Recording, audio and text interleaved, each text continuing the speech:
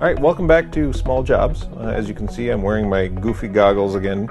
That's because we're going to be working on the face of the miniature that we did a little while back for base coating. I thought we'd get into some of the meatier details of the miniature.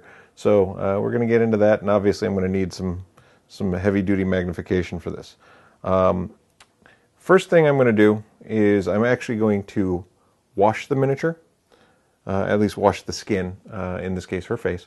And so I'm just using some pre-made flesh wash.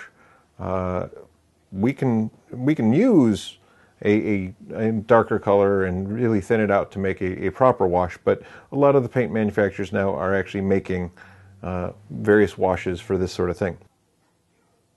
So in this case I'm trying to actually concentrate around the various facial features, so the lips, the nose, the eye sockets, to make those kind of pop. It may look a little dark, but it'll dry kind of nicely, and we're going to highlight over that anyway. Don't forget to get her ear. And so that's our wash, and that'll give us some bone structure to work with on her face.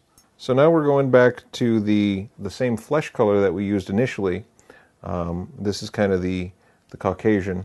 And so what I'm going to do is I'm going to pick out some of the highlight features. Her nose, her cheeks, her forehead, maybe the bottom of her chin. I'm sorry, this part of her chin.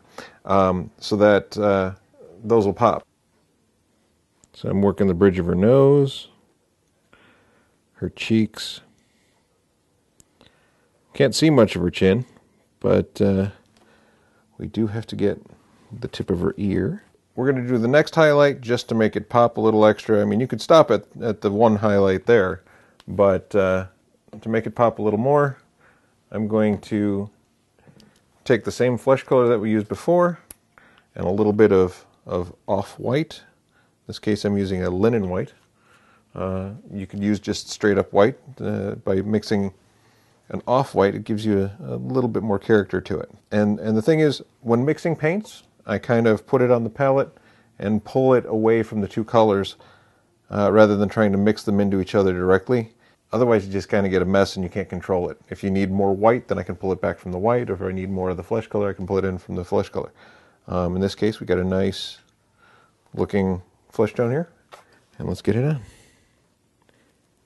I like to give my miniatures a little bit of life to them, so I tend to put some color into the face. What I've got here is just kind of a rose-colored paint. And so what I'm going to do here is take my same flesh color and just a little spot of that rose to kind of make almost a pink color, which is just a variation of that flesh tone. And with this, I'm going to lighten up her cheeks a little, give her cheeks a little rosy color, and apply it to her bottom lip, maybe just the touch of her top lip. Again, this will definitely make the face pop. And that's it for the nice rose color. Now let's work on her eyes. I'm going to go back to that nice linen white. Because we used the wash, some of the wash color has gotten into her eyes, so by using the linen white, I'll be able to make them pop again, and it's going to be a little tricky. So in that case, I'm actually going to go with a smaller brush. Winsor Series 7 000 Miniature. Kind of an absurd brush because it holds almost no paint at all, but we're painting two tiny little spots, so it doesn't take much. Now she kind of looks like a zombie. Big, bright, white eyes. We're going to give her pupils, and technically irises. Since I want to kind of keep the color scheme all tied together, I'm not going to introduce some other crazy blue or anything like that. I'm going to use the same green that we've been using on her cloak. By adding that nice little green color, it will tie it all together. Bring her face into the picture, as it were. This is where you're really going to get the expression on her face. So if you got her looking at the ground, maybe she's just killed something, or she's looking to the side. She maybe is, being sneaky.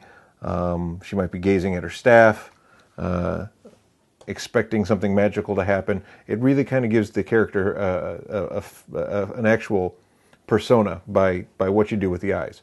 I'm also going to tell you it's easier to cheat by putting the irises in one corner or the other than trying to hit it spot on. And you don't want to go too big, otherwise they get kind of wide-eyed and goofy looking, and if the pupil's too small, they look scared.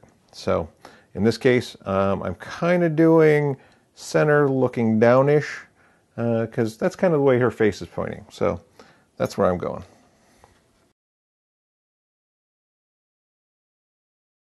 And that's how to paint the face of a miniature. Thank you for joining us this time on Small Jobs. Next time we're going to get into shading and highlighting of the same miniature and see how that works out. If you want to see this and other segments on Small Jobs, please be sure to check out playthegamepodcast.com in the Small Jobs section. Thanks for joining us.